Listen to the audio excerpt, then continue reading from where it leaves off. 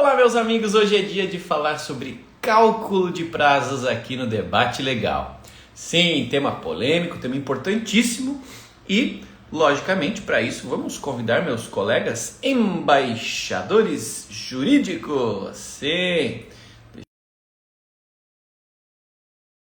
Vamos ver aqui se a doutora Paula já está por aqui também. E o doutor André.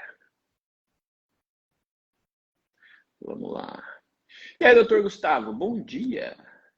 Bom dia, aos 45 do segundo tempo, entro aqui para cumprir a hercúlea tarefa de substituir o professor Alisson, mas aqui estou para contribuir com os debates e falar sobre as experiências, percepções e a jornada em relação ao controle de prazos. Legal, bem-vindo e muito obrigado pela gentileza, viu?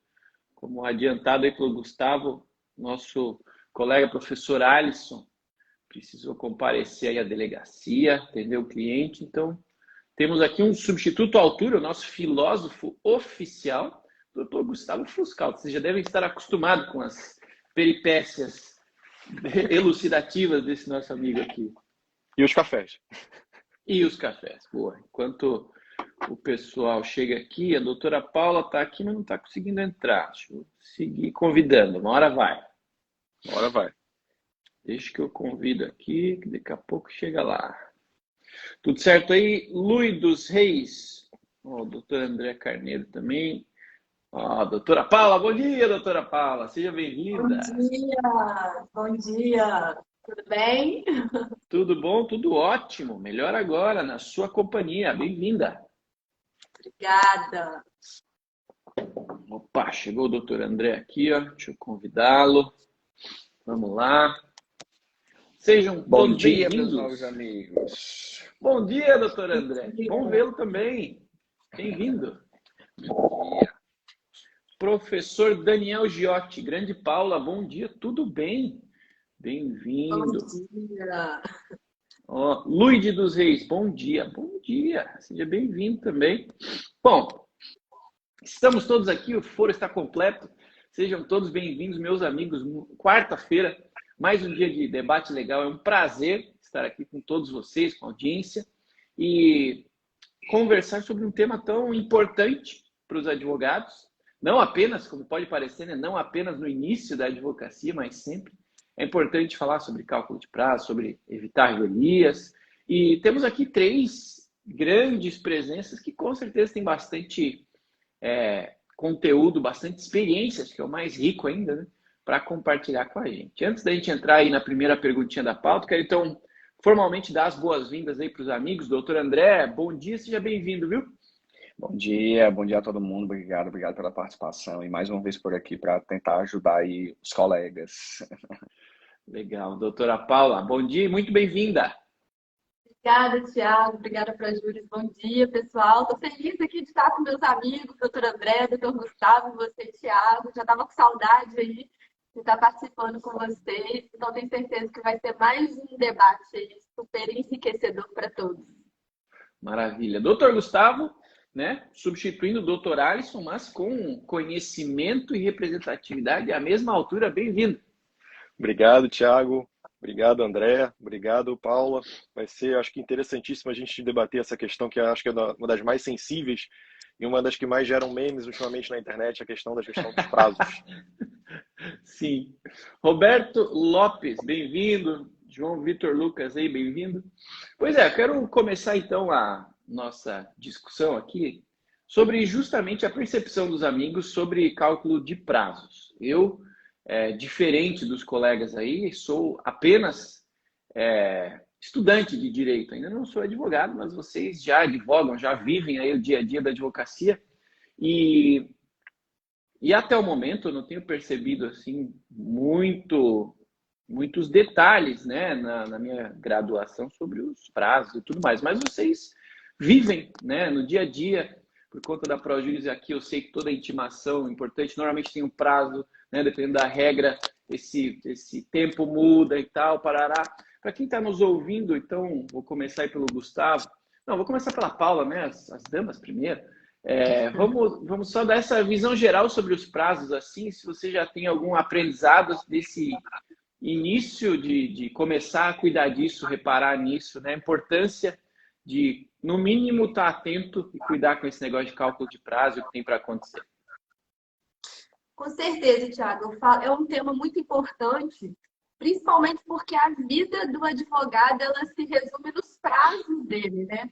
Então, por exemplo, eu voltei agora de umas férias aí que eu tirei, assumi o risco, né? A gente fala porque eu não tirei essas férias no recesso forense, então meus prazos estavam pipocando por aí. E a gente precisa se organizar e se planejar para poder fazer isso, porque embora eu tenha me afastado um pouquinho do trabalho, a vida continua, o judiciário está lá, graças a Deus, está andando, está movimentando. Então a gente precisa se organizar. E essa questão do cálculo, né? A gente tem que se atentar, porque a gente tem algumas, dependendo da sua área de atuação, enfim, você tem algumas peculiaridades. E aí é importante você estar atento. E aí eu até pensei, quando eu vi aqui a temática, Thiago, eu achei legal, porque a gente está sempre compartilhando aqui entre nós o que a gente faz, que dá certo, mas é legal também a gente compartilhar aqui também o que já não deu. Isso que você fala, a gente tem que se atentar a início de prazo. Já aconteceu comigo, para mim foi assim, foi a situação mais séria assim, que eu cheguei numa demanda assim, de perder um prazo, ou admitir que já perdi prazo. E lá no início da carreira, eu falo que foi uma situação de falta de experiência mesmo. Era até uma demanda que eu entrei no juizado especial aqui da minha cidade, e a gente foi fazer a audiência de conciliação. O que acontece no juizado? Você já sai da audiência intimado para apresentar a impugnação. E eu não me atentei a isso. Não me atentei na audiência, estava lá toda aquela adrenalina de estar fazendo a audiência. Não me atentei a essa questão de já ter saído intimada. E aí, né, na época, processo físico, não era eletrônico igual é hoje em dia, acabei perdendo prazo para impugnação. E aí tem a gente sabe que existem diferenças, né? Tem naturezas de prazo, você tem um prazo de contestação, quando você perde, isso, claro, obviamente, vai gerar um efeito muito maior. O meu prazo era de impugnação, eu era autora da demanda. E aí você fala assim, qual foi o prejuízo que aconteceu em você ter perdido esse prazo de impugnação? Embora eu entenda que a impugnação ela é uma peça facultativa, a juíza do meu caso entendeu que não.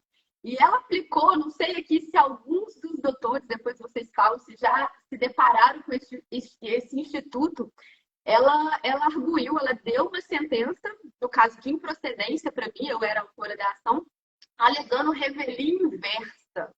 Então, na época, eu nunca tinha estudado sobre esse instituto da revelia inversa, deixei de apresentar a impugnação. Era uma ação de cobrança, só para contextualizar vocês, e o réu não apresentou, a gente estava cobrando um determinado serviço, o réu não apresentou nenhum recibo, nenhuma prova cabal de que ele havia pagado, ele só arguiu que houve o pagamento, e aí a juíza, por conta da falta da impugnação, ela alegou uma revelia inversa. E aí a consequência foi essa, foi uma sentença de improcedência, fiquei assim, como assim, sem entender nada. Enfim, tive que encarar, né? Realmente perdi ali a ação, tive que encarar essa situação, principalmente com o meu cliente. E aí, quando a gente fala até do cálculo do prazo, ali foi o início, né? Não me atentei a esse início. Isso é muito importante para a gente poder se planejar e fazer o cálculo certinho. Então, foi uma situação, assim, foi a única, assim, que realmente eu acabei me deparando.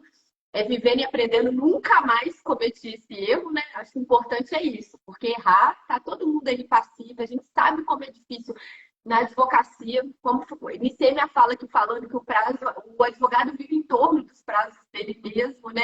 São os prazos que vai demandando ali a sua semana, se ela vai ser intensa ou não. Então a gente fica realmente muito, muito atolado. Claro que cada um, se tem um advogado que é autônomo, tem sócio, enfim, tem parceiros aí para dividir, mas de certa forma é uma situação muito sensível e isso acabou acontecendo comigo, estou compartilhando aqui com vocês, porque realmente me pegou de surpresa e na época eu fiquei assim, extremo, perdi noites de sono, fiquei muito chateada mesmo com a decisão. Tentei reverter isso para juizado, né? Eu tentei reverter isso em recurso, não consegui reverter. Então, acabou gerando essa consequência. Legal. Já contou a história inteira para o pessoal que está aqui no início da live já se atentar que o papo é bom e importante. Doutor André, importância aí do controle dos prazos, da atenção aos detalhes dos prazos, né? Em seguida a gente fala das historinhas, dos exemplos aí bons e ruins que a gente tem para dar, mas e a importância? Como é que você aprendeu a dar importância para esse tema? Então, Tiago e meus nobres amigos e espectadores aqui, o que é que aconteceu? Aconteceu muito comigo quando eu me formei em Direito. Eu sempre fui muito ligado em prazos e em compromissos, sempre, minha vida inteira. Eu sempre fui muito taxadinho. Então, a advocacia, para mim, em relação aos prazos, ela foi mais tranquila, porque eu já vinha nessa demanda, nesse costume de organização. Só que, assim como a doutora Paula, eu também tive uma situação muito chata no começo da advocacia, praticamente quase idêntica. Foi também no juizado, onde ficou o prazo consignado em ata. E logo no começo da carreira, assim, tipo, eu acho que eu estava com meses de formado, algo assim.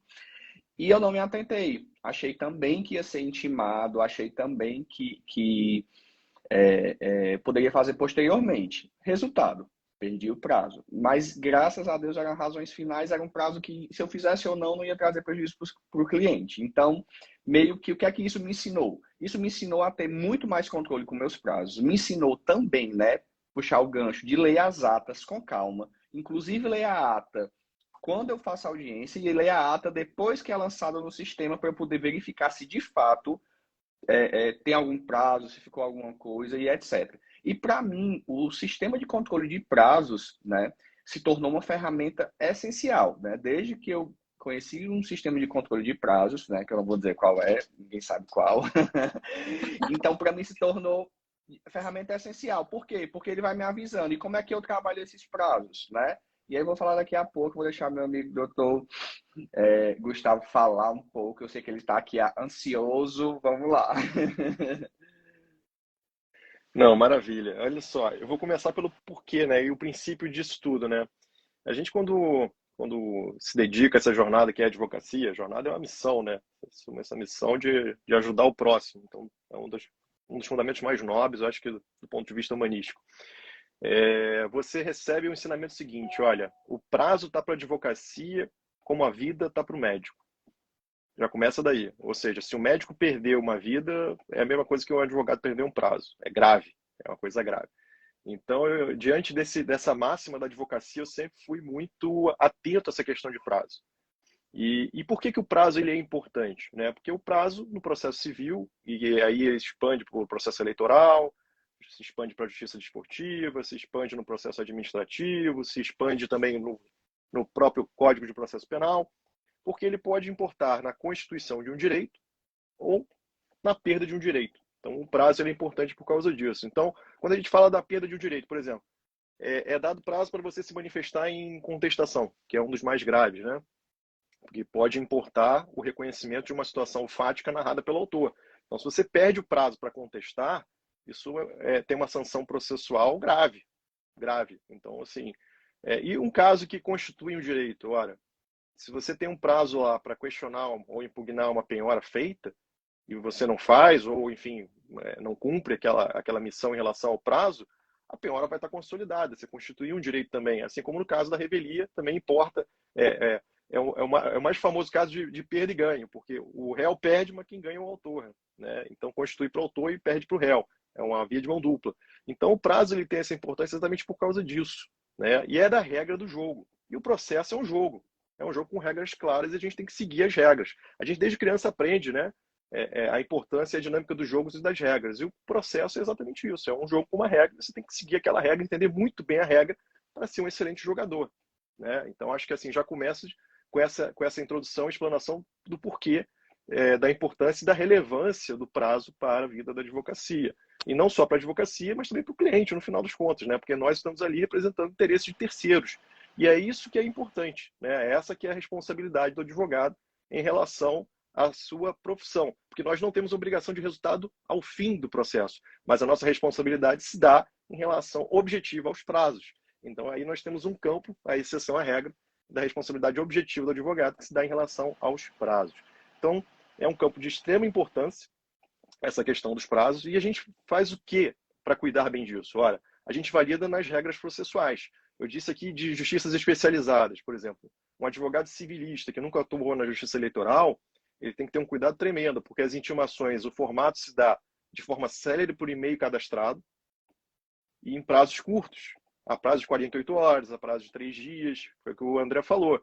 Você tem que ter atenção em relação à fixação do prazo, que se dá no ato que originou a intimação ou no corpo da intimação. E pelo princípio da transparência, né, há uma recomendação também para o judiciário, né, boa-fé processual também, não só transparência, mas boa-fé processual, que o juiz também firme o prazo, para que não haja dúvida. Por exemplo, na regra geral do processo civil, né, não fixando prazo, o prazo será de 5 dias para se manifestar. Mas são prazos aí de natureza distintas, né, porque foi o que o André falou, tem prazos que importam sanção grave, por exemplo, como no caso de não contestar. E tem prazos que são de ordenar o feito que, se for respondido, mesmo que além de 5 dias, eu confesso que nunca vi um juiz desentranhando uma petição por não cumprimento de prazo ordenatório do feito. Mas já vi em casos de peças mais solenes, como contestação, como impugnação e coisas do tipo. Mas também de recursos e contra-razões a recursos também nunca vi desentranhamento, até porque considera-se peça facultativa, né? Você pode ter o direito processual de não querer, é um risco que se corre, né? Mas assim, a dinâmica processual recursal é diferenciada. Então são casos aqui que a gente teria que fazer um webinar, talvez explicando, mas assim, tentando resumir para registrar a relevância do prazo, sigo por aí. E aí o próximo passo, e a gente já conecta talvez com o próximo assunto, seria a gestão de como é feito isso, né? É importante ter uma base para a gente centralizar essas informações e melhor gerir, mas a gente vai continuando a conversa aí, né, Faquinha?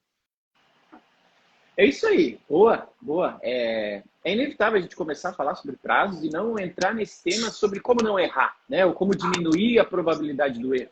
E aqui eu nem estou querendo puxar a sardinha para a ProJuris, porque, por lógico, existem N formas de otimizarmos a nossa rotina para garantirmos que essa rotina de garantir que recebeu a intimação, que leu, entendeu a intimação e calculou corretamente o tempo hábil, né, e o prazo fatal, isso aconteça. Então, nesse bloco aqui, eu gostaria de perguntar para vocês o que vocês, com a experiência de vocês, já conseguiram aprender sobre, poxa, como não errar. E ProJuris, claro, a calculadora de prazo, por exemplo, é uma ótima maneira de diminuir a probabilidade de erro, né? Já que a calculadora vai lá, ela busca se tem algum feriado naquela região, ela busca se tem alguma portaria naquela região, mas eu não tenho dúvida de que vocês têm outras dicas, né? Porque eu confesso que aqui na ProJuris é um dos temas que mais aparece, que as pessoas mais buscam a ProJuris é por conta disso. Mas por quê? Porque não tem um processo claro de controle das intimações e dos prazos. Então, tem escritório que deixa tudo na mão do estagiário e às vezes passa alguma coisa. Tem escritório que tem 2, 3, 4 fornecedores de intimações e fica conferindo tudo em dobro, em triplo, para garantir que não esquece ou não perde nada, mas às vezes duplica o trabalho. Tem gente que não, todo prazo passa na mão da pessoa, do advogado principal do escritório. Tem N jeitos de fazer, de diminuir essa probabilidade de erro, né? Mas eu quero perguntar para vocês, qual aí as dicas que vocês têm para a nossa audiência da receitinha de vocês. O que vocês já aprenderam que pode eventualmente ajudar a nossa audiência aí em casos práticos mesmo, como vocês fazem. Agora vou inverter a roda aí, se quiser começar, Gustavo, aproveita. Então, começarei. É importante instituir uma controladoria de prazo, tá? Mesmo que seja o escritório de você sozinho, né? Você consigo mesmo. Você será, então, o seu autocontrolador de prazo. Se tiver uma equipe, saiba onde delegar, mas o fator final de correção e validação terá que ser você. Intimações automáticas, não recomendo. Eu particularmente, eu prefiro gerir as intimações pessoalmente, né? Eu controlo, deixo ocorrer a intimação tácita, na maioria das vezes, e controlo pela ocorrência da intimação tácita. E a partir daí eu faço o controle. Há casos ainda que a gente recebe por DJE, né, que é o Diário de Justiça Eletrônica, mas o mais importante é que essas informações estejam centralizadas, né? Porque hoje há vários sistemas, se você atua em mais de um tribunal, cada tribunal tem um sistema, e aí é uma dificuldade muito grande de centralizar a informação. Daí a importância de ter uma plataforma, como a gente usa aqui a ProJuris, para fazer a gestão dessa informação de forma centralizada. Até hoje, hoje de manhã cedo, compartilhei no nosso grupo, né? Nós temos um grupo de embaixadores aqui da Projuris, a informação de que foi publicada uma lei que cria o protocolo judicial integrado nacional. Protocolo Integrado Judicial Nacional. Nome grande pra caramba, mas que é o quê? Exatamente a tendência de se unificar esses sistemas para que no futuro também essas intimações possam ocorrer de forma centralizada. Então, o primeiro ponto é verificar de onde vem a informação, ok? Centralizou isso aí, fez a boa gestão desse framework, beleza, passa para o próximo, que é o quê? Aonde vai estar arquivado isso aí? E aí, de novo, enaltecendo a qualidade da Projuris, tem uma ferramenta lá muito interessante, que é a Kanban, que você pode centralizar ali as fases em que está sendo feito o encaminhamento disso. Depois a gente até, né, Faquinha, tem que fazer um material, talvez revisitar esse material para divulgar novamente para as pessoas aqui, para explicar como funciona essa ferramenta, porque ela é importante porque você consegue fazer o faseamento disso, né? Primeira fase, né? Em relação à resposta do prazo, verificar a pertinência do prazo, e aí a calculadora ela vai muito bem nesse sentido, porque ela verifica atos de suspensão local, que às vezes salvam, às vezes você acha que perdeu um prazo. Isso já aconteceu comigo. Eu achei que tinha perdido um prazo, era uma comarca distante e tal, e não era um prazo fatal, era um prazo ordinatório e tal. Mas eu não gosto de não responder. Eu acho que é uma questão de cortesia, né, processual. Então, eu verifiquei que estava dentro do prazo porque tinha uma suspensão local lá. Falei, ótimo, beleza, zero problema. Então, salva. Se você não, porque é uma rotina que você tem que fazer no teu escritório, né, de parar, verificar, ir no site do tribunal, verificar os atos administrativos do tribunal e tal. Então, essa ferramenta ela já te toma um adianto de tempo de, no mínimo, 1 hora. Então, assim, ela te salva 1 hora do dia em relação à verificação e validação da ocorrência do prazo. E aí, depois, a delegação desse prazo, né? Quem irá executar o prazo? Para você continuar traqueando para que aquele prazo será... Se é você mesmo, você sabe. Tu vai botar ali na tua agenda, vai começar a pesquisa, vai estudar, vai ver a tese. Se é um caso mais complexo, tu vai verificar no tribunal. A gente conversou isso na nossa live passada, né? Vai verificar e validar as teses com mais de 6 meses. A gente botou isso aí de dica para vocês. Ó, mais de 6 meses vale visitar aquelas peças que você fez, aquele trabalho mais profundo, porque às vezes o tribunal mudou o entendimento. E aí depois verificar o protocolo. Né? Há plataformas que conseguem fazer automaticamente, mas eu também prefiro fazer nesse momento manual, exatamente porque os sistemas não estão com a interoperacionalidade ok. O que eu quero dizer com isso? A interface entre os sistemas ainda não está 100%. Então, a margem de risco aí pode ser maior do que aquilo que a gente pode suportar, que é a perda de prazo.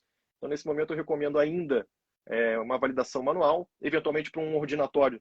Pode ser que faça sentido um protocolo automatizado, né? Porque aí tem um risco controlado, foi o que eu falei, você não vai ter uma perda de prazo fatal, é um prazo que você pode eventualmente compensar dessa forma, né?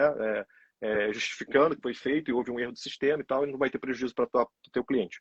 Então, acho que assim, em apertada síntese, a minha percepção em relação a essa parte de gestão e como evitar o erro seria nesse sentido. Uma boa gestão, né, uma boa governança e um double check. Se tiver alguém que puder te ajudar em relação à verificação e validação, é o sempre recomendável. Nem que seja um parceiro, seja alguém escritório, mas alguém, ou uma empresa, ou alguma plataforma de serviço seria também recomendável. Legal. E aí, doutor André, como é que você evita o erro por aí? Então, hoje em dia eu tenho uma controller no escritório, né, que seria esse double check que o Gustavo falou, que de fato ela recebe o prazo, joga no sistema, né, utiliza o ProJuris, e toda a minha equipe, inclusive eu, quando faz o prazo, precisa mandar para ela a tela do protocolo. E todos os prazos foi uma ferramenta que eu, assim, um esquema meu que eu aprendi desde antes, mesmo de ter controller, quando eu advogava sozinho. Todos os prazos eles seguem no D-2. Então, se o prazo é 10 dias, ele fica no prazo final de 8 dias. Se é 15 dias, fica 13 e assim vai. Tá? Porque desta forma, a gente consegue prever o erro e não fica a gente à mercê do judiciário. Então, assim, 2 dicas que eu dou. Assim como o doutor Gustavo falou, ter o double check, né? Se você é sozinho, ver, de repente até o estagiário mesmo, quem é sozinho, geralmente tem um estagiário, pedir para ele conferir se de fato foi o protocolo. E assim, eu também gosto, né? Apesar de hoje haver sistemas que fazem um protocolo definitivo, eu também gosto de que seja feito de forma manual, justamente pela inconsistência dos sistemas. Muitas vezes o sistema sai fora do ar naquele horário por causa de manutenção ou tá fora do ar, então fazer de forma manual também é uma dica que eu dou. Então são o double check. Se você puder ter um controller, né, que é uma pessoa externa para controlar esses prazos, interessante e colocar os prazos em D-2 ou D-3. Eu sempre digo que nunca deixar para o dia do prazo, porque às vezes acontece um grande problema, né? Eu costumo deixar para o dia do prazo aqueles prazos que não me beneficiam, mas a peça processual ela fica pronta realmente no D-2. Legal, legal. A gente tem tempo hábil, né? A gente nunca sabe quando a gente vai ter algum imprevisto. Se tem alguém que tem imprevisto, são advogados, né? Hoje, um exemplo aqui, o professor Alisson foi na delegacia, que bom que o doutor Gustavo pôde comparecer. A gente tem imprevistos mesmo e a gente tem que pensar nisso, né? Cálculo não pode esperar. Então, assim, a gente tem que se adaptar ao processo, né? E aí, doutora Paula, como é que você tem evitado os erros aí de cálculo e tudo mais? É exatamente o que os meus colegas já narraram aqui, até para não ficar repetitiva. A organização ela é fundamental, então você está sempre checando, isso é muito importante. O André até falou da questão do estagiário. Não quer dizer que você não possa utilizar o seu estagiário, o problema é quem delarga, né? Passa para o estagiário e não confere e deixa rolar. Então, o problema está aí. Você precisa realmente verificar. Você até pode contar com a ajuda. Inclusive, eu aqui conto com essa ajuda, mas estou sempre verificando e checando. Também faço. Apesar da gente utilizar essas ferramentas que hoje eu entendo, inclusive aqui da Prodix, que eu entendo que é essencial, a gente ainda precisa estar sempre verificando e fazendo esse trabalho também manual. Principalmente quando a gente se depara com situações, às vezes até de erro, por exemplo, da própria secretaria. Eu levei um baita susto outro dia, agora, recente, inclusive na minha viagem. Eu estava de viagem, de férias, e eu fiquei apavorada, recebi uma intimação de uma certidão de trânsito julgado. E aí eu falei, como assim? Eu não vi. Eu falei, não é possível. Como eu não vi essa intimação? Achei até que fosse um erro, mas não. A secretaria certificou equivocadamente, nem era daquele meu processo. Isso daí vai gerando aqueles sustos absurdos, né? Que a gente vai vivendo, aquela adrenalina real da vida do advogado e da advogada. Então, a gente precisa estar sempre se certificando. Eu também faço isso que o doutor André faz. Estou sempre com prazo, a gente tem um prazo interno, né? Não só o prazo processual, a gente trabalha aqui também com prazo interno também de 2 dias, com esse espaço. E a questão de você também deixar sempre para o último dia é muito perigoso, principalmente agora. O PJE veio para facilitar a nossa vida e, de fato, facilitou, mas tem hora que não, ele dificulta. Ele dificulta. Então, você está lá contando que você vai conseguir protocolar sua petiçãozinha lá que você fez feliz. E aí, pronto, não dá certo. Principalmente, quando outro dia eu até postei, o Gustavo até interagiu lá comigo rindo. Estava protocolando uma petição no TJ do Rio. E é totalmente diferente de Minas. Então, assim, eu perco muito mais tempo quando eu vou fazer. Se eu deixo para fazer isso de última hora, às vezes eu nem consigo fazer isso no dia. Então, eu tenho que já estar tentando mesmo antes. Porque se você não tem aquela facilidade ali de estar lidando com aquele tribunal, que a gente tem essas peculiaridades, e aquilo pode ser fatal para você. Então, realmente, você tem que trabalhar com esse prazo, esse espaço, para não deixar de última hora e não acabar acontecendo aí um prejuízo grande para o seu cliente. É isso aí. Nesse momento, a gente tem que evitar esse negócio do jeitinho brasileiro de deixar tudo em cima da hora, né? Tem que usar todos os recursos disponíveis. Vocês deram aí bons exemplos. Eu vou recapitular para quem estiver assistindo agora ou posteriormente. Então, se possível, ter alguém que faça a controladoria do escritório, ajuda.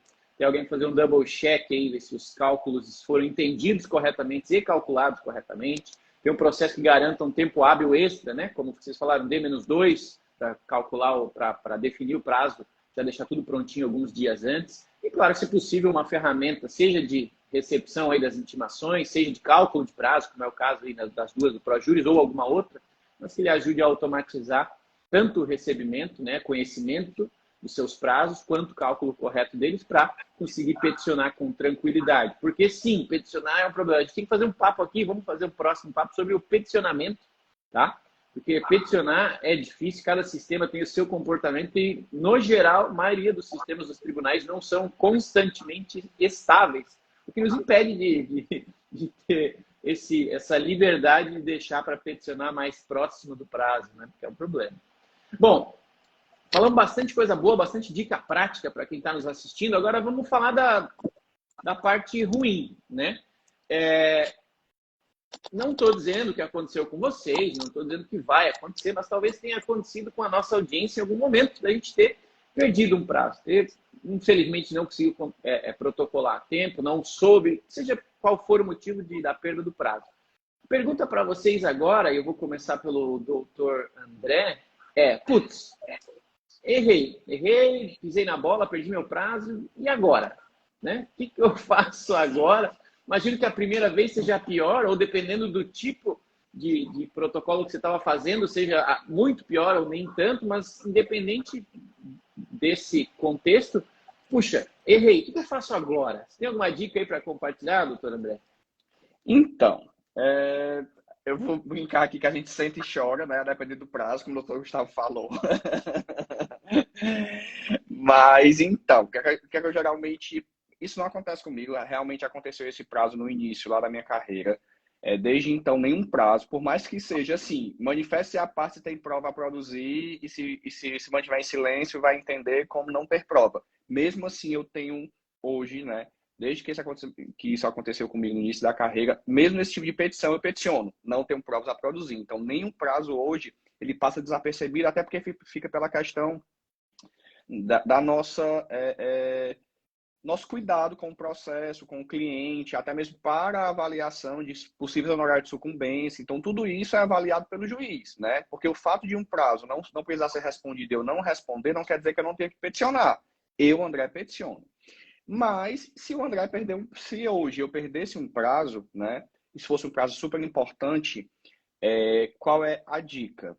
É verificar junto ao cliente, né? Ser honesto, ser transparente com o cliente que isso aconteceu e verificar quais serão as penalidades da perca desse prazo e assumir o ônus, né? Porque se você perdeu o prazo, se o prazo era seu, se um cliente lhe contratou para isso, se você perdeu e isso trouxe um prejuízo ao cliente, você vai precisar assumir esse prejuízo com o cliente. Esse é o meu entendimento, né? E processualmente falando, eu tentaria até os tribunais superiores alguma forma de tentar peticionar. Eu brinco muito que às vezes a gente utiliza o jus esperneandi, né? A gente peticiona mesmo sem estar com prazo para a gente ficar esperneando no processo como uma forma de alertar o juiz ou alertar um desembargador. Então a gente vai aí nesses manejos que não são técnicos, mas diante da perda de um prazo para tentar diminuir os prejuízos, seria isso que eu faria. Legal. E a doutora Paula, caso acontecesse, né? Putz, errei, tive um problema, o que você recomendaria que você e a audiência que fizessem em seguida? É o que eu até comecei aqui contando, né, do meu caso prático. Graças a Deus, depois disso, nunca tive nenhuma situação parecida. Realmente a gente vai vivendo e aprendendo. E o que eu fiz naquela situação é ser bem claro com o cliente. Eu acho que nessa hora não cabe enrolar ou inventar uma situação, falar que a culpa foi do juiz, falar, esse é o juiz que está errado, foi.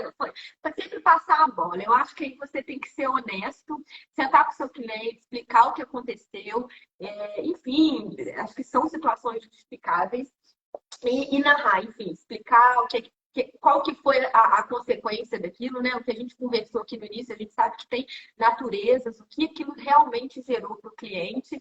E aí, o quanto mais transparente você consegue ser, melhor é encarar o erro, né? Eu acho que errar é humano, aí a gente trabalha aí que perdoar é divino. E explicar, passar essa situação mesmo, então ser bem honesto para demonstrar ali a sua boa-fé mesmo ali com o seu cliente. Então, nessa hora não adianta você fugir da situação, porque a gente acaba vendo, né, com a nossa experiência, a gente vai vendo situações, às vezes, até da parte contrária, quando a gente vê que a parte contrária perdeu um prazo, que aquilo causou um prejuízo grande para o cliente, e aí você vê o profissional, às vezes, tentando de tudo para falar que foi isso, que foi aquilo, e não encara a situação de frente. Então, eu acho errado. É uma responsabilidade do advogado, a gente falou aqui o quanto esse assunto é sensível, porque a gente realmente perde noites de sono, se você não tem uma boa gestão. Eu lembro, assim, a gente fica tão cheio dessas questões. Eu lembro de uma vez, já tem muito tempo, eu tava deitada, pronta para dormir. Naquela época eu nem tinha filho. E aí eu levantei, meu Deus, um processo tal, eu peticionei, levantei igual louca, liguei o computador, tava lá, eu tinha protocolado, tava tudo ok, mas a gente vai levando, e você vê como que isso é importante. O Gustavo fez aqui uma analogia da questão do médico, né, de quando ele perde uma vida, e do advogado quando perde o prazo. Acho que gera tanto meme, né, Gustavo? Acho que muito profissional ainda vai levando isso para o humor, mas é porque é difícil encarar a realidade, porque é muito complicado. Então, às vezes é melhor a gente levar para o humor ali do que encarar. Mas a verdade é que a gente precisa encarar, sim. É importante. A gente sabe da seriedade que pode acontecer com o seu cliente. Você está postulando realmente o direito de terceiros. Então, é muito importante que você tenha essa responsabilidade para não gerar nenhuma consequência grave, nem para o seu cliente isso acabar respingando em você, né, no profissional. Legal. E o doutor Gustavo, o que traz de aprendizado aí para a gente? Caso algum dia, se isso acontecesse hipoteticamente com você, de perder um prazo, né? Olha, O que se faria em seguida? já começo com uma indicação bibliográfica, tá? Eu concluí ontem, li numa tacada só. É um livro da Universidade de Harvard, um pocketbook chamado, vou até pegar o nome certinho aqui para vocês verificarem depois e adquirirem, eu recomendo, Conversas Desafiadoras, Sua Carreira em 20 Minutos. O que esse livro diz, tá? Eu já consolidando também meu repertório até a conclusão da leitura desse livro, é o seguinte: teve um problema, seja rápido para informar o problema. É a primeira coisa. Você tem que enfrentar o problema vou dizer hombridade, porque foi assim que eu aprendi, mas assim, o conceito é muito maior do que hombridade. É autorresponsabilidade, sabe? A pessoa tem que ter autorresponsabilidade. Ninguém precisa dizer que você é responsável, você tem que tomar para si a responsabilidade. Entender aonde você errou. É a primeira coisa. Se você errou, assim, todo mundo erra. A natureza humana é errar. O que a gente não pode fazer é manter o erro, entendeu? Ou repetir o erro, porque aí é burrice, né? Então, assim, entender onde errou, por que errou e como pode corrigir o erro, como pode mitigar o erro.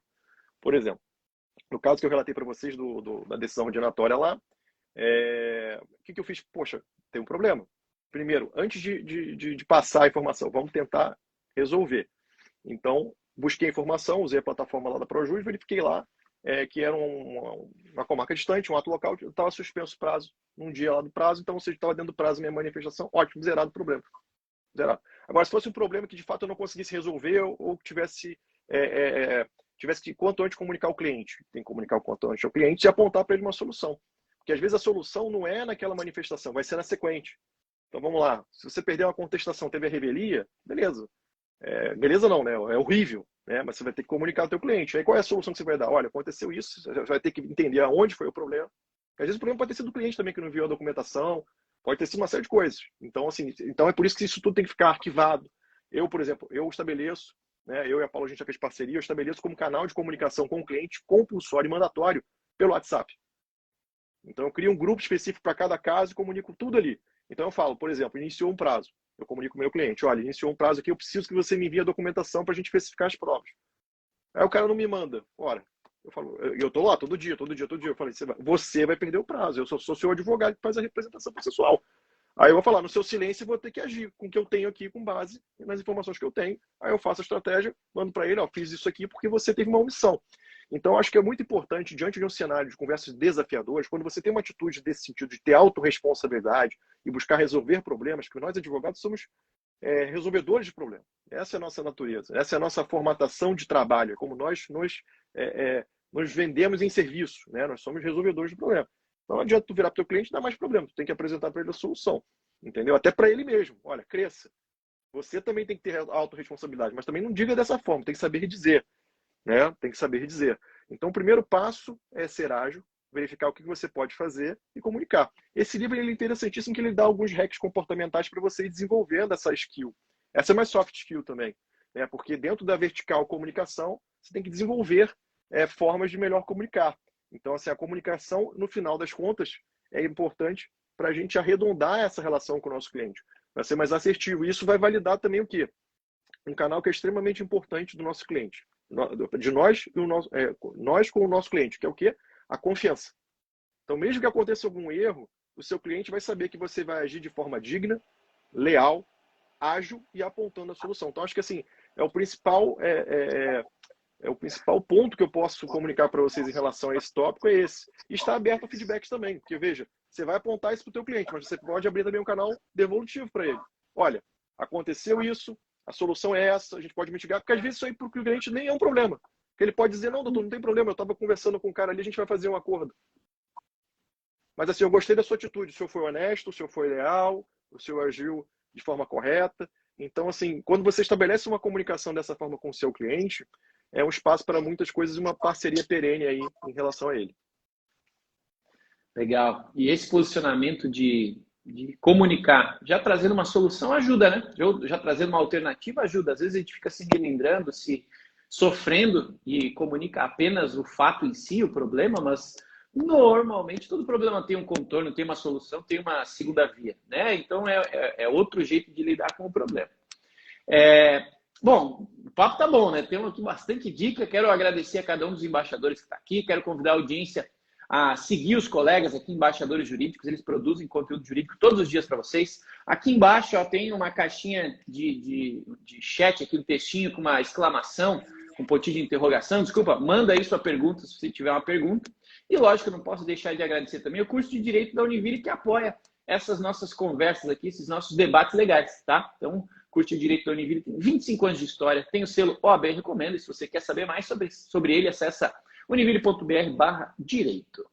Bom, vocês já compartilharam muitas dicas boas, situações práticas.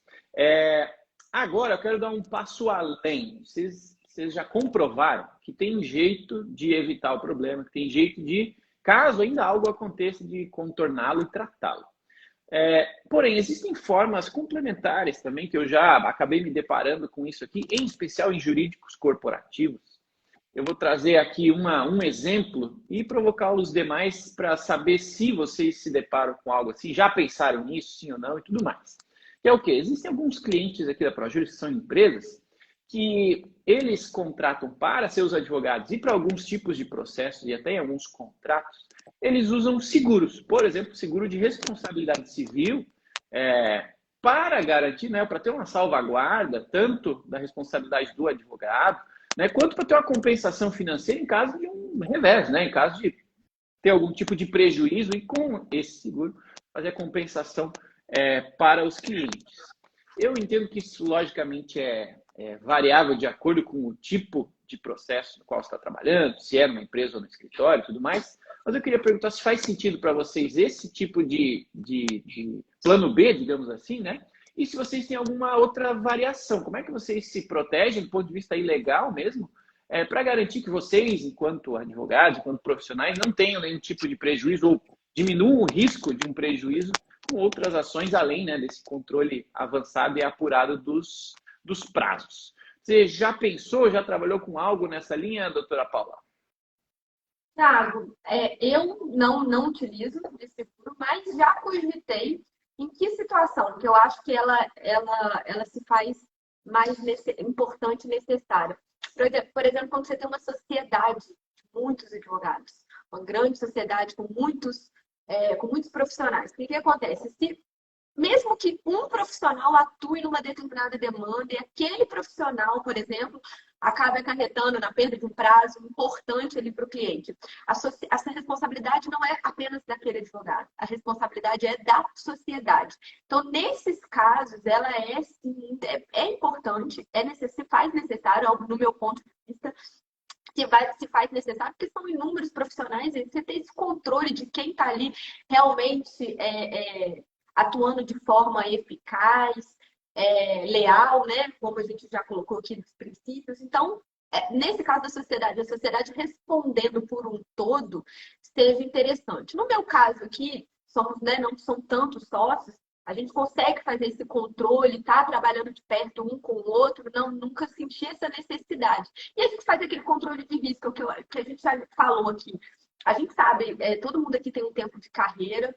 Eu narrei aqui uma situação que aconteceu comigo lá no início e nunca mais nunca vivenciei nada perto, nada parecido. Graças a Deus, é o que a gente falou, graças a Deus. Aprendendo mesmo, né? E na verdade, naquela minha situação, até para fazer uma adendo que o Gustavo falou da questão do risco. Aquela minha situação era uma peça facultativa. E aí gerou aquela condenação inversa, né? Porque o Instituto era ali da revelia inversa. E aí a gente não pode, o que eu aprendi com isso? Não dá para arriscar. Não dá. Embora seja uma peça facultativa, a gente vai aprendendo. Não, nunca mais arrisquei nisso. Claro que a consequência, a gente falou de uma contrarrazão, enfim, a gente sabe que pode ser que não gere uma consequência tão grave, mas nunca mais a gente vai aprendendo e nunca mais isso. Eu e nem meus colegas aqui passamos por uma situação similar. Então, nunca senti, aqui eu não tenho essa necessidade, só nessa situação que houve um interesse aqui de outros sócios, queriam chegar outros sócios aqui no meu escritório, e aí eu cogitei, porque aí ia abrir. Eram outras novas pessoas, e eu acho importante numa sociedade você ter, sim. Não só para o advogado, isso para o médico, né? Um seguro de responsabilidade civil para profissionais autônomos, né? Então é importante, sim. Legal. Doutor Gustavo, algo a compartilhar sobre esse tema? Sim, eu gostei muito do repertório da Paula em relação a isso. De fato, quando você tem uma sociedade, a responsabilidade solidária. Então tem um ato ali que você é estranho, de certa forma, sob o prisma da responsabilidade civil, da teoria geral da responsabilidade civil, é um caso de culpa sem os elementos da culpa. Porque assim, a pessoa não tem nem consciência do que está provocando dano de forma comissiva ou omissiva. Então assim, é estranho, mas é o que acontece. Então, nesses casos, de fato, é recomendável a questão de ter um seguro para a sociedade, exatamente para prevenir dano de inocente. Em relação ainda a essa temática, eu vou destacar alguns outros pontos, tá? É o seguinte, quando você faz assessoria, por exemplo, eu já tive casos assim no escritório de fazer assessoria de contratos de grande valor. Então, assessoria por termo, né? Por prazo certo, objeto certo. E é loucura você entrar numa assessoria desse porte sem um seguro. Então, você faz o seguro exatamente pela jornada do contrato. Faz o fit certinho. Um outro caso também que é importante destacar é o seguinte, cota lite. O que é cota lite? Ah, doutor, vou pagar no êxito. Perfeito, vai pagar no êxito. Aí você não tem seguro de responsabilidade civil. A causa, o valor é altíssimo. Às vezes o advogado está iniciando a carreira naquele, nossa, eu peguei uma causa maravilhosa, cota lite e tal. Tem um contratempo nesse processo. Ele vai ter um prejuízo gigantesco. Então, assim, uma recomendação aqui para a jovem advocacia que ainda não passou por isso. Quando for pegar cota lite, tenha isso no radar. Se você não tem seguro, você está assumindo, às vezes, um risco muito maior que pode ser seu proveito. Isso tem que ser verificado e validado na hora que você está fechando esse contrato. Então, saiba que, às vezes, que o cliente... Geralmente, o cliente que oferece esse é um cliente complicado. Ele já vem aquele cliente meio de lado, é o cara que vai assim, eu estou cota lite, dou até 30%. Então, assim, no mínimo, tem que ter alguns honorários ali para fazer, iniciais para fazer frente a um seguro de responsabilidade civil, se você não tem.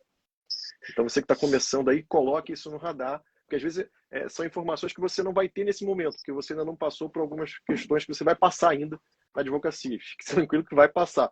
Agora, tendo alguém que possa compartilhar essas percepções para você agora, você é de grande valia. Então, acho que assim, o seguro ele é muito importante quando você toca questões de alto valor. Né? Quando você parte para a advocacia mais segmentada, advocacia boutique, sim, é importante você considerar isso, sim, porque você pode, no final do dia, ter que dispor de patrimônio pessoal teu. Então, o seguro vem exatamente para isso. O seguro vai verificar o risco, vai verificar as causas que você toca, os clientes que você toca, vai te ajudar também, de certa forma, na tua governança, porque ele vai te dar alguns feedbacks em relação a como você vem fazendo isso daí. Então, acho que é positivo ter seguro para você. Agora, para você que toca, às vezes, questões mais massificadas, de valor baixo, ou seja, que teu caixa contingencia facilmente isso, aí é avaliar, como a Paula falou, avaliar o risco, proveito, benefício, entendeu? Mas ter consciência e ciência que pode acontecer alguma coisa, e aí saber que tem que ter caixa no mínimo no teu escritório para fazer frente a isso. Você pode querer não impactar o caixa, às vezes, com a despesa de um seguro, que não é tão alta assim, o seguro de responsabilidade civil, mas às vezes pode ser uma economia, não vou dizer porca, mas é. E aí, doutor André, alguma dica aí de protecionismo nesse caso, além dessa que os colegas comentaram? Se tornou irretocável o que os colegas disseram, né, doutor Paulo e doutor Gustavo, de fato é isso, né? Eu não tenho um seguro de responsabilidade, alguns processos eu faço em específicos, isso que o doutor Gustavo colocou, né? Mas no geral eu não tenho. Quando é algo muito específico, um cliente muito complicado, uma causa muito complicada, eu vou lá e faço. Na maioria das vezes eu não acho necessário, né? Mas existe um fundo de caixa, como eu costumo chamar, para eventualidades como essas, né? E aí a gente faz essa programação. Mas a dica super importante do Dr. Gustavo em relação à jovem advocacia é fazer essas avaliações porque, de fato, os valores são muito poucos, né? É um valor muito baixo frente ao prejuízo que você pode ter. Tem uma informação importante também, especial para a jovem advocacia, que em alguns estados, tá? Você pode confirmar isso na Caixa de Apoio dos Advogados do seu estado. Alguns estados, na sua mensalidade ou anualidade da sua OAB, já tem incluso em algum nível algum tipo de seguro, tá? Então, não é universal, cabe você dar uma olhadinha aí no pacote de benefícios da OAB do seu estado. Mas alguns estados já oferecem algum nível para você, assim, se algo acontecer, você não está 100% desprotegido, mas é legal que você conheça, tá? Porque muita gente não sabe tudo que está lá de benefícios no que você está pagando na sua mensalidade. Você não sabe, doutora Paula? Não sabia. Vou pesquisar aqui. Tem até auxílio funeral para o advogado que perde prazo. Não. Bom é ter auxílio psicólogo, né? Terapia para você perder um prazo, sentar e chorar. Exatamente. Nossa, É isso aí, Paulo, meus amigos. como, né? Essa dica é importante também, sem querer, acabei lembrando disso, porque eu já conversei com várias caixas de apoio de vários estados, e normalmente eles têm um pacote de benefícios que varia de acordo com as parcerias que eles conseguem fazer e tal, e que pouca gente conhece. A gente acaba pagando a anualidade ali e não se atenta aos detalhes, acho que é só a contrapartida pela carteirinha, mas não, tem bastante benefício e tem alguns estados que já têm seguro de responsabilidade civil, tá? Justamente para proteger disso. Tem outros prestadores de serviço, por exemplo, no caso da ProJuris aqui, a gente envia as intimações para vocês diretamente pelo próprio ProJuris, mas tem advogados que escolhem contratar um prestador de serviço que envia as intimações por e-mail, por exemplo. Alguns desses prestadores de serviços já têm incluso no seu valor um percentual desse valor para seguro de responsabilidade civil para cobrir um eventual problema de perda de prazo, tá? Então, cabe você também olhar o contrato se você tiver um prestador de serviço como esse, tá? Porque tem, em alguns casos, uma proteção para você por conta de instabilidade, algum tipo de problema no aviso, né? Na recepção da intimação tem essa última dica aí, tá bom? Poxa, meus amigos, estamos chegando aqui, o tempo sempre voa com vocês, é uma delícia conversar, aprender com vocês.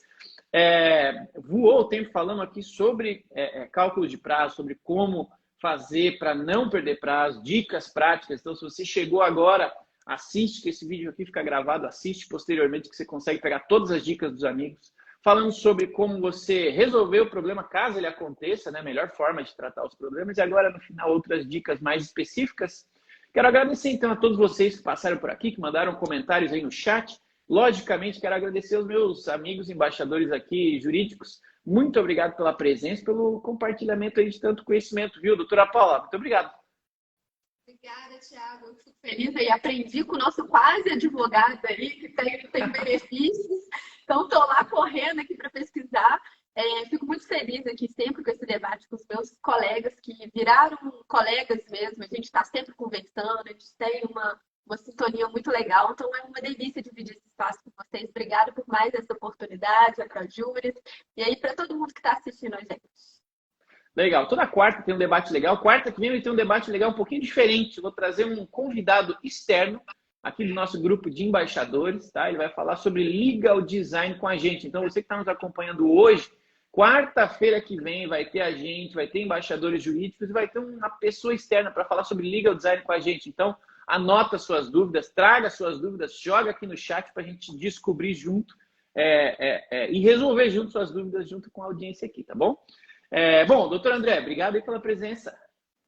Eu que agradeço mais uma vez estar aqui com vocês. Desejo um excelente resto de semana para todo mundo, para meus amigos Gustavo e Paulo, para você, Thiago, para todos os nossos espectadores. E próxima semana eu não vou estar como embaixador aqui, não, mas eu vou estar assistindo, porque eu sou cheio de dúvidas, vou trazer todas as minhas dúvidas aqui para perguntar. Legal, essa é a ideia. Essa é a ideia. Toda quarta tem um debate legal aqui, 9 da manhã, como de costume, nesse formato. E nessa quarta vai ter um convidado externo, especialista em legal design. Então aproveita a consultoria gratuita que a gente vai trazer para vocês, hein? E, doutor Gustavo, obrigado, né, pelo tempo dedicado aqui, em especial por ter conseguido ajudar a gente a substituir rápida e prontamente aí o imprevisto com o doutor Alisson. Muito obrigado, viu? Nada, essa é uma missão nossa, advocados, aquele que é chamado para ajudar. Então, o advogado tem que fazer isso. Quando chamam, tem que ajudar mesmo. Eu vou fechar com um destaque importante, tá? Que é assim, a primeira coisa que dá, né, é um sentimento são sentimentos ruins, né? A pessoa fica com uma expectativa baixa, dependendo da nobreza da pessoa, vai ficar com vontade até de cometer um araquiri. Não cometa um araquiri, meu caro, minha cara, colega advogado. Esfrie a cabeça, respire, veja o que pode ser feito, que às vezes pode ser salvo. Então tenha sempre isso no radar. Pode acontecer? Pode, mas combata para que não aconteça. E caso aconteça, saiba como resolver. Além de saber como resolver, saiba como comunicar. Esse é o essencial, porque isso vai manter o elo de confiança com o seu cliente. E isso é o principal nessa relação que você estabelece com ele. Então, acho que assim, eu fecho dessa forma, com esses principais destaques sobre o que a gente debateu aqui hoje, né? E siga feliz e conte com a gente aqui, né, Faquinha? Sem dúvida, estamos aqui para ajudar. Nosso papel enquanto embaixadores jurídicos é compartilhar conhecimento, compartilhar o nosso conhecimento para ajudar você que nos assiste, que nos acompanha, a evoluir junto conosco com a sua advocacia, para que tenhamos todos uma advocacia cada vez mais independente, cada vez mais forte, com base em conhecimento. Então, obrigado a todos vocês, meus amigos embaixadores jurídicos, obrigado a você da audiência que nos acompanhou até agora. A gente se vê quarta-feira que vem, novamente, outro debate legal, às 9 da manhã, desta vez para falar sobre legal design. Traga suas dúvidas e nos vemos lá.